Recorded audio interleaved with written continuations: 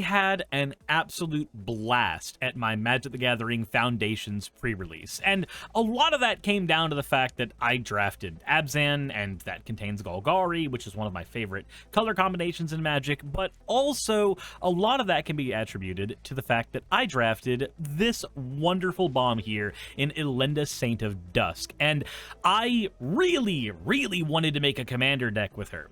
And I tried. I really did. And there's a bit of an interesting journey that happened with this commander. I originally thought that I could build a $15 version of her with Soul Sisters as the strategy. And for those who don't know, a Soul Sisters deck is a deck that is built on cards like Soul Warden and Soul's Attendant, where every single time somebody does anything, you get an incremental amount of life gain, which is very good in a variety of decks. Unfortunately, what I found is that in Elenda, it actually isn't a very good strategy. Now, maybe there's a version of this deck that you will end up building that will make use of the Soul Sister strategy, but when I tried building it, the payoff didn't seem to be there. There are other commanders, like, say, Rodolph Duskbringer, that actually do pay off a Soul Sister strategy very well by taking the incremental life gain and banking it until it becomes a very good reanimation spell, and even giving you life every time a life gain trigger, or giving you indestructible every time a life gain trigger happens, which works very well with cards like Soul's Attendant and Soul Warden, which will benefit from your opponents getting creatures on the board, right? Unfortunately, Elenda's payoff isn't anywhere near as smooth for those things. She pays off life gain by giving you access to, well, more life gain, which having a 10/10 menace life gainer in standard or limited is a very powerful thing, but having that in commander, well, it only really works with one strategy. So we're gonna lean into that. This is Elenda, Saint of Dusk, kind of sort of Voltron, but not exactly. Let's get into it. Elenda, Saint of Dusk is a 4-mana 4/4 Orjav commander with lifelink, hexproof from instants, meaning she dodges most useful removal in the format, and as long as your life total is greater than your starting life total, she gets 1/1 in Menace. Cool. But if you have 10 or more life total above your starting amount, she will instead get +5/+5 on top of that 1/1, making her a 10/10 Menace, lifelink, and hexproof from instants creature. And wow, for 4 mana, that is a lot, but I mean, this is Commander. This is a world in which cards like Yargle and Multani can be dropped down for 6 to 8 mana, depending on Commander tax, and cards like that have 18 power. Like, there's so many other things you can be doing to get this kind of power, but if we want to benefit the most from what Elenda is doing, we need to rely on a very particular style of Commander, and it's using a Voltron style of play, but leaning very heavily into gain and drain burn. Now, one way you could do this is with an aristocrat strategy, but like with the Rudolph Duskbringer problem, I don't think Elenda lends herself very well to an aristocrat strategy per se. No, what I think she lends herself to the most is big gain, big drain strategies. And what does this mean? Well, let's talk about the very first cards we're going to be using, and that is our Gain is Lost cards, and maybe this will show you kind of what we're going for. And let's begin with the problem child of this deck, Sanguine Bond. As you can see, this thing's currently $1.50, and it's the reason why I wasn't able to get this deck down to 20 bucks. I really wanted to include Sanguine Bond, or I couldn't get it down to 15 bucks. I really wanted to include Sanguine Bond, and so I just decided that $20 was going to be a more comfortable fit for this deck instead of trying to lower the deck's utility to a point where it was already harder to play an already hard to play deck. But Sanguine Bond says whenever you gain life, target opponent loses that much life. Now, you can see how in a normal game of Magic, this is going to create a scenario where Elenda will gain you 10 life and then burn somebody for 10. But we can go a little further than that as well. We can add a Defiant Bloodlord to double up on the Sanguine Bond effects. We can use Golem Obsessed Stalker in order to give ourselves the ability to burn each opponent that Golem has touched with his ability for all the life we gain during the turn. And we have this wonderful card, Vizkopa Guildmage. For 3 mana, we can cause all the life we gain in a turn to turn into burn for all of our opponents. This means that unlike a card like Sanguine Bond, which makes us pick and choose our targets, we can burn everybody all at once, which is a huge thing. So Elenda technically would be swinging for 10 and burning everybody for 10 for a combined total of 30 damage. That's pretty decent, but we can do a little better than this too. And of course, this is where the next part of our strategy is going to come into play. This is our ability to double life gained by using old, non-existent keywords to abuse Magic the Gathering mechanics. Let me explain. So, cards like Vampiric Link were printed in a time before lifelink became a keyword. In the modern day, cards like this would just say lifelink, but cards that are this old, like Vampiric Link from Planar Chaos, or Noble Purpose from Mercadian Masks, or Soul Link from Arcadian Masks, like these cards predate lifelink, and so they say whenever enchanted creature is dealt deals damage or is dealt damage, you gain that much life. Or in Noble Purpose's case, whenever a creature you control deals combat damage, you gain that much life. So what these cards do, in effect, is give you a second instance of life gain on your commander. So if our commander attacks for 10 and Noble Purpose is on the board, our commander has 10 lifelink and will gain us 10 life. And then after dealing combat damage, our commander will then gain us another 10 life thanks to cards like Noble Purpose. And unlike lifelink, cards like Noble Purpose, Vampiric Link, and Soul Link all stack on one another, as they are considered very different effects to one another. So, if we stack these 4 cards, Spirit Link, Soul Link, Noble Purpose, and Vampiric Link, on our commander, then our commander gains us 50 life during a turn at minimum. And obviously, we're not going to be stacking all of these. You only need to put one of these on your commander, with the most dangerous of them being Soul Link, as this also takes any damage that blockers would be doing to our commander and causing it to become life gain as well.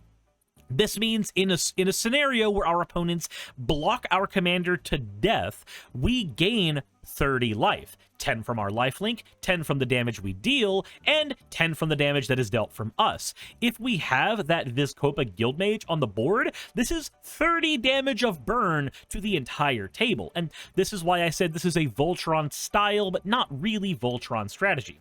You see, classically in a Voltron strategy, you are trying to get your commander to do 21 damage to an opponent, and do that 3 times to win the game. Our strategy has nothing to do with doing damage to our opponent. We actually are perfectly fine with our commander getting chump blocked over and over and over again, because we are going to be relying on cards like Sanguine Bond and Vizkopa Guildmage to actually do the deed and harm our opponents. But what if we are in a scenario where we can't get those cards? You need to have a backup plan. So let's also throw in some evasion so that we have some classic Voltron strategy built in if we need to rely on it, beginning with Glasswing Grace. This 5-mana enchantment gives a creature 2/2 and flying and lifelink. And while that lifelink is superfluous in our deck, what is not superfluous is the ability to play it as a land if we need mana fixing during a turn. We are running 36 lands in this deck, and that includes the MDFC here. MDFCs are a wonderful type of card you should be playing in more decks, as they give your deck modality. And I'm going to do a video later about modality versus straight raw power, and which one is better in Commander and which one I prefer.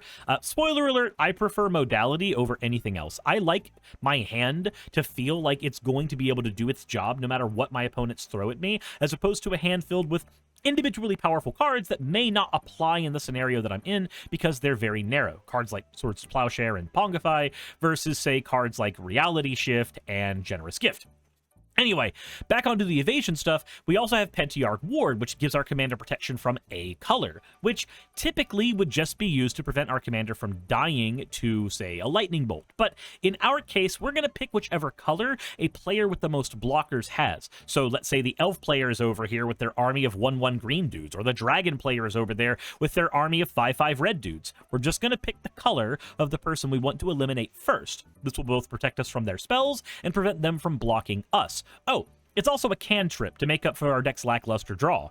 We have an Angelic Gift, which is also a cantrip, and whenever it comes into the battlefield, our commander will gain flying. Grisly Transformation will give our commander Intimidate, and of course is a cantrip to make up for the lack of draw on the deck. And Feather of Flight, a cantrip, gives 1/0 and flying. Unquestioned Authority is a cantrip that gives protection from all creatures, which is a very powerful ability with our commander.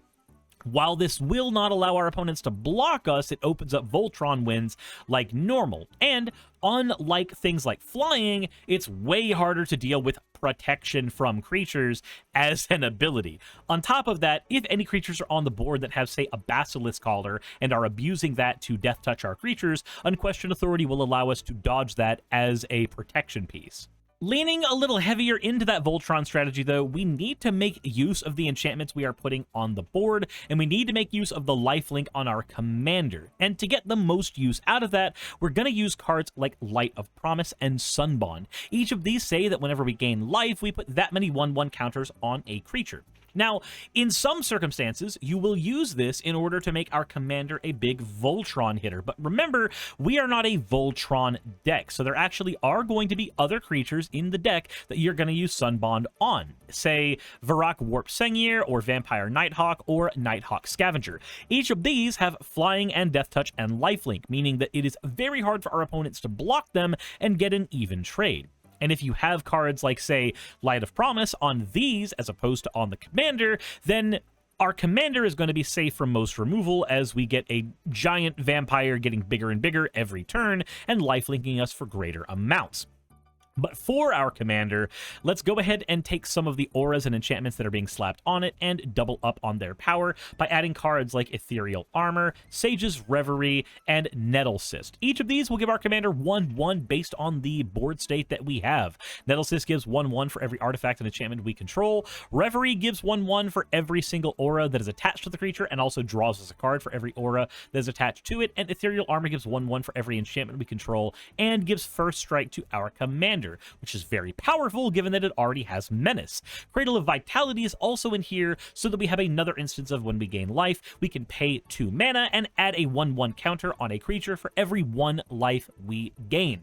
This means we can even double up. We can use Cradle of Vitality and Light of Promise in tandem with one another to double up on our counters on a creature. Or in the event where we have, say, a Nighthawk Scavenger and a Vampire Nighthawk, we can use the Cradle of Vitality to split these counters to another creature. So Light of Promise is on Vampire Nighthawk. It hits, we gain 2 life, and suddenly we put 2 counters on the Nighthawk. The Nighthawk Scavenger hits, and we gain, say, 7 life. Now we put 7 more counters on the Nighthawk, but Cradle of Vitality can now place 9 counters on the Nighthawk Scavenger.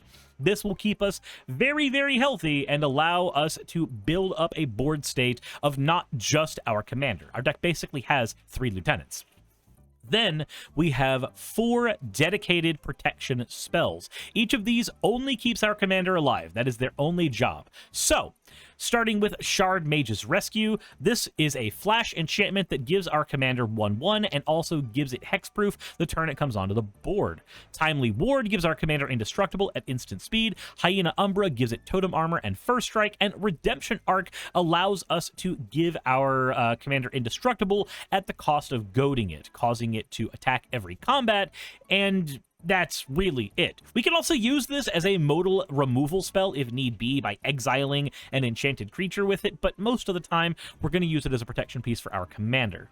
Finally, because our deck is so dependent on auras and enchantments that sometimes end up being 3 mana or less, let's go ahead and add in a few ways to get those things back. Savine's Reclamation gets any permanent with mana value 3 or less from your graveyard to the battlefield with a flashback ability to do it again. Sun Titan has a repeatable ability to get a mana value 3 or less thing from your graveyard to the battlefield. And Mantle of the Ancients gives an enchanted creature 1/1 for every aura and equipment on it, but also grabs every single aura and equipment from your graveyard and slaps it directly onto the commander, or whichever creature you want it to go on.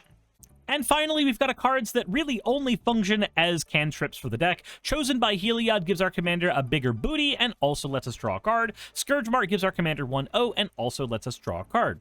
These are in here solely to smooth out the deck's draw engine because, again, the deck's draw engine is not that strong on its own. But let's talk about that draw engine, shall we?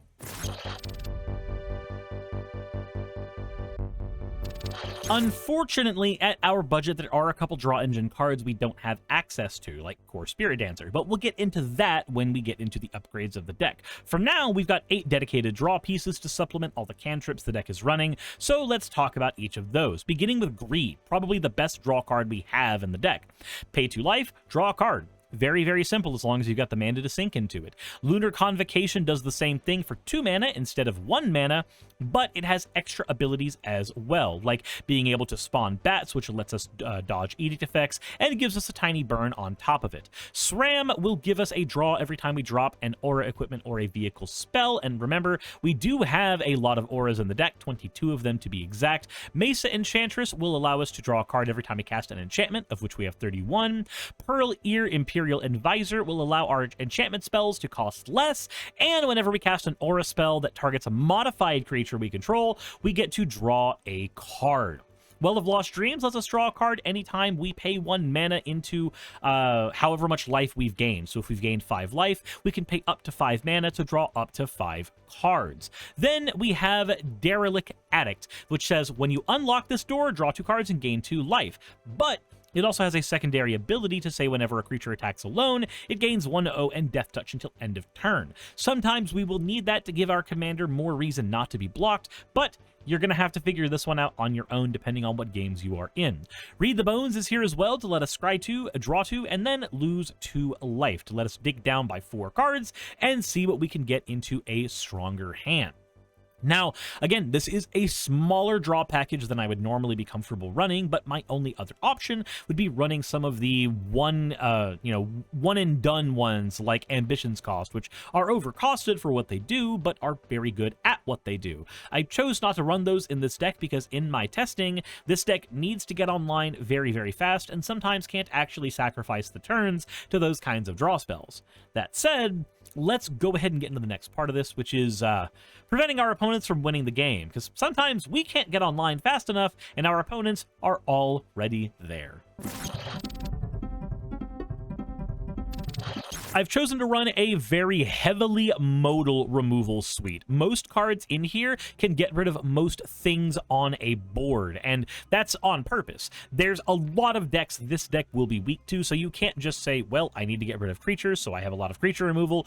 I don't have problems getting rid of enchantments, so I'll focus on artifact removal. You don't have that luxury in a deck like this. This is a deck that will either be not working or will be online and be a giant target. So you need to be able to get rid of whatever Bolas's Citadel, Glacial Chasm, Omniscience, whatever happens to be on the board, and you need to be able to get rid of it right now. So let's go into all of our picks. We have a Banishing Light to trigger cards like Mesa Enchantress, while also getting rid of a non-land permanent until this leaves the board.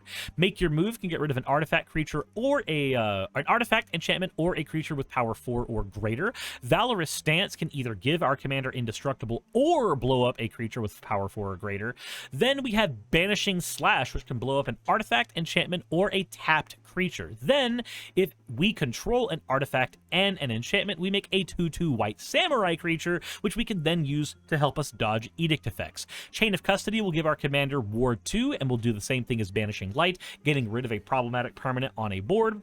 Feed the Swarm gets rid of any creature or enchantment. Mortify does the same thing, but at instant speed. Bovine Intervention gets rid of artifacts or creatures and makes a 2/2 white Ox creature token afterwards. I picked Bovine Intervention not just because it's great and hilarious, but also there are some situations where our opponent will cause us to sacrifice a creature with, say, a Fleshbag Marauder, and we can use Bovine Intervention on our own Mana Rock, for instance, or a treasure token, or what have you, and make a 2/2 white Ox in order to prevent our commander from dying. So just remember that's an option you have with cards like this. Vindicate can get rid of any permanent, including lands, so Glacial Chasm can't hurt us, and D-Spark gets rid of any permanent with mana value 4 or greater. And I would have chosen Generous Gift in here as well, but for some reason, Generous Gift has been creeping up in price. But I guess we'll get into that when we get to the upgrade section, shall we? But before we do that, maybe we should talk about board wipes, right? We need to make sure that the board is clear sometimes, and like with the other options, I'm choosing either modal board wipes or board wipes that don't hit our commander. So, Winds of Wrath typically won't hit our commander, or any of our lieutenants, as it destroys all creatures that are not currently enchanted. Promise of Loyalty makes every player sacrifice a creature except the one they choose not to hit you with, which is great. We just pick our commander and choose not to hit us with our own commander. And then we have Austere Command, which can blow up creatures of modal powers, or modal mana values, or can get rid of all artifacts or all enchantments, or any combination of two of these. Austere Command is a great top-end removal board wipe because there's all kinds of situations that it just allows you to clean up. The only board wipe I like more than it is Undo Inversion, because it is land, but we're not running that in here because I don't tend to run it in many of my Voltron strategies. Except my Galea deck, which does happen to have one, making me kind of a hypocrite. Anyway, let's go ahead and move on to the ramp and the mana section so that we can get onto the juicy bits. And I'm going to spend a little less time staring at Elenda's juicy bits in order to talk about the 10-card ramp section that we are running. First of all, we have Mind Stone and Orzhov Signet as our 2 mana rocks. Very easy, very simple. Wayfarer's Bauble can get any basic land out of our deck, which is the safest kind of ramp in Magic the Gathering. Pristine Talisman is a 3 mana rock, but it gives us the ability to gain a life every time we get mana with it, which can cause our commander to be 5/5, or can get us over the edge into that 10/10 territory if we need it. Honored Heirloom is a 3 mana rock that allows us to get rid of graveyards as we need. Charitable Levy is a stacked piece that also gets us a free cantrippy draw and a free planes of any variety out of our deck after our opponents have casted 3 non-creature spells. Then we have Transcendent Envoy, Danitha Capetian Paragon, and Starfield Mystic. Each of these cause our enchantments or auras to cost less, making it easier to play the cards in our deck. And then we have Loyal Warhound, which gets any basic planes from our deck onto the battlefield as long as there is somebody that has more lands than us. And since we are a white-black deck, it's very likely there will be a green deck at the player that we will be able to capitalize off of with Loyal Warhound. Then we are running 8 swamps and 12 plains, as our deck does lean further into the white category. And in the dual land section, we are running a single copy of Snowfield Sinkhole, so that we have a plains swamp to search for with Charitable Levy. Then in the untapped land section, we have a Tainted Field, Shine Shadow Snarl, Exotic Orchard, and Command Tower. Desolate Mire apparently creeped back up to over $1, so I couldn't include it here, and I'm getting kind of sad about that. Wizards, you gave us the new Odyssey lands. Print them more, lower their costs down. Then in the tapped lands, we have a copy of Temple of Silence. Yes, I know, temples, I don't like them either, but my time playing with Surveil lands has warmed me up to them in 2-color decks specifically, so I'm gonna give them a try. And then we go to Orzhov Basilica, which enters the battlefield tapped, and when it enters the battlefield, we return a land we control to its owner's hand, allowing us to redo things like the Scry from Temple of Silence, or reuse a utility lands like, say, our Pit of Offerings, which can get rid of cards in graveyards. Then we have a Rogue's Passage to make sure a creature can't be blocked during a turn, like our commander. In our fetching land section, we have my usual suite, an Escape Tunnel, a Terramorphic Expanse, and an Evolving Wilds to give us access to deck shuffles, a Myriad Landscape to give us a Ramping Land, and a Promising Vein and a Shire Terrace, which can be cracked for any basic land in our deck, as long as we pay 1 mana into it. But otherwise, they are just colorless lands we can just drop down with very little side effect to us. Now, we've got the ramp out of the way, and I do have to say, in terms of ramp and mana, I do want us to have a few better options for Orzhov specifically. I've found that in my time building decks, Orzhov is one of the colors I tend to struggle with the most. I think it has some of the best options for mana, because white just has really good mana options, but those options always come at some kind of weird trade-off, and that's fine. That's very flavorful for the color, but it does make building at a budget a little difficult sometimes, because you don't have that many options besides rocks. That said, let's go ahead and move into the gameplay section so that we can see how to play this monstrous deck.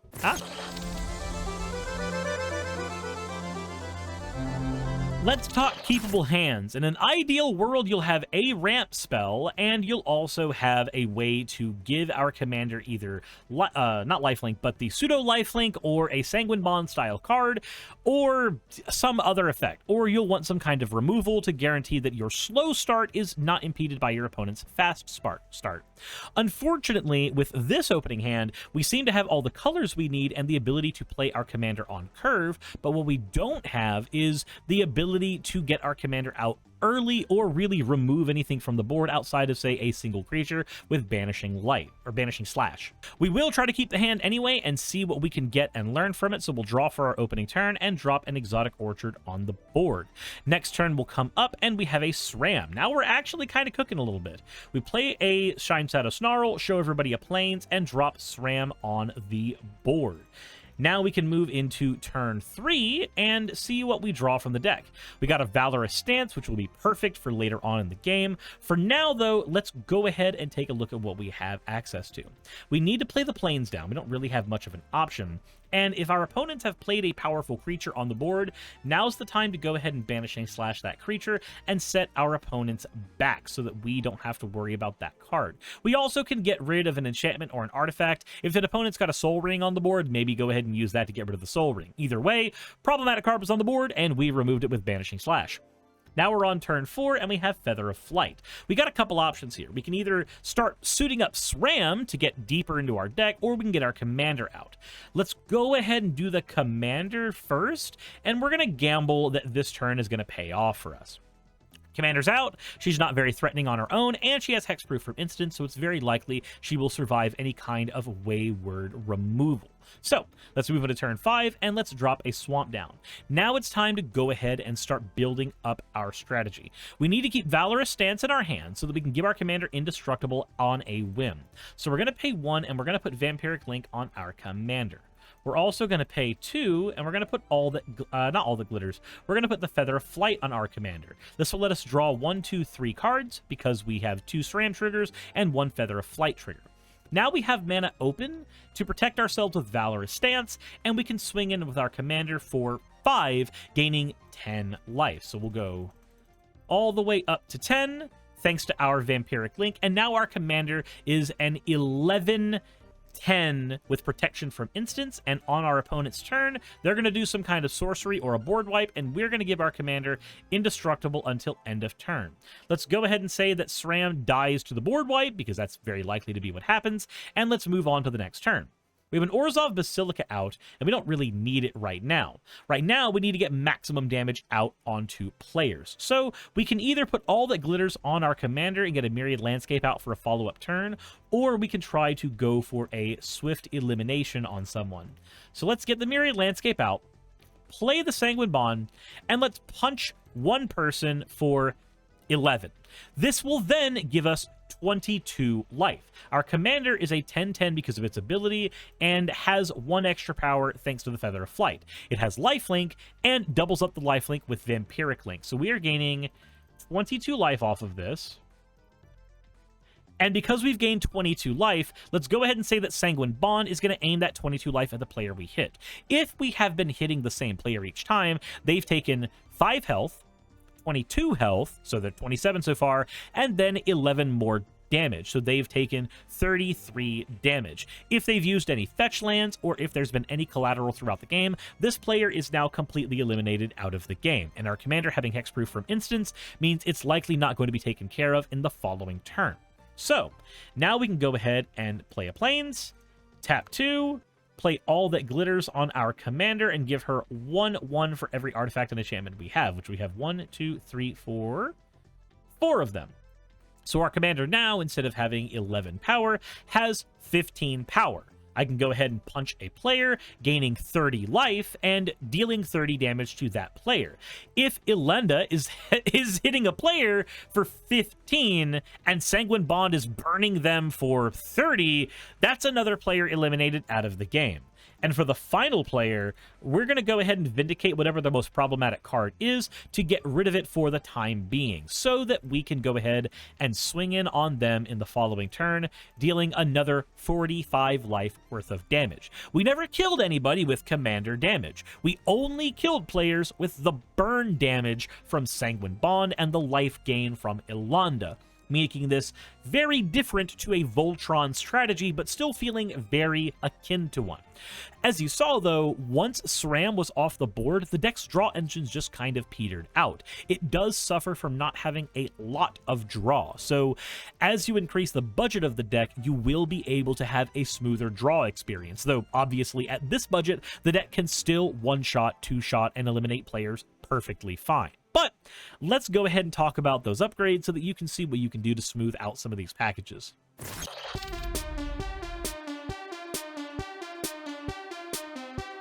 As we're upgrading, we are going to be looking to increasing the deck's modality so that it can deal with a variety of situations. So a Stroke of Midnight, Generous Gift, and an Anguished Unmaking will give you all of the cards you need to get rid of any variety of permanents. Take care of any of the more narrow removal spells in the current version of the deck and replace them with those. We also want to have a better draw engine with the deck, so let's go ahead and put in a Bolus's Citadel and a Core Spirit Dancer. Both of these give you the ability to either draw or start playing cards off the top of your deck with your life, which allows you to dig through the deck way better. This will bump the deck up to 10 draw spells, which is perfect for the deck to play smoothly with its cantrips. You can also add in the new Exemplar of Light, which says anytime you gain life, put a 1/1 counter on it.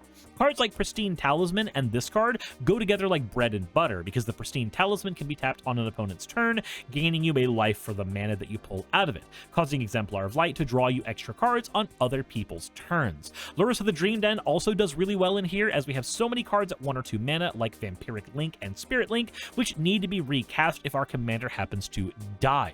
Spirit Mantle is another 2-mana card that will give our commander protection from creatures, making it way easier to close out games. Sheltered by Ghost is another removal piece you should definitely be running, as it gives our commander protection and also gets rid of any non-land permanent for 2 mana. This is like the most pushed version of this effect we've ever had. Let's also add more Sanguine Bond effects in Enduring Tenacity and Veto Thorn of the Dusk Rose, as each of these are more mana efficient than cards like, say, the Vampiric one we have that costs 7. These will also give you the effects you need, and Veto has the ability to give creatures lifelink until end of turn, which has some niche cases where it's important. We can also protect our fields a little better with cards like Teferi's Protection. We can use a single Soul Sister, if you so choose, in Guide of Souls, in order to make sure that you have ways to give your commander flying and also have the Soul Sister effect. Songbird's Blessing will allow our commander to dig into the deck and grab other auras, which can be very important for starting off the deck strategies.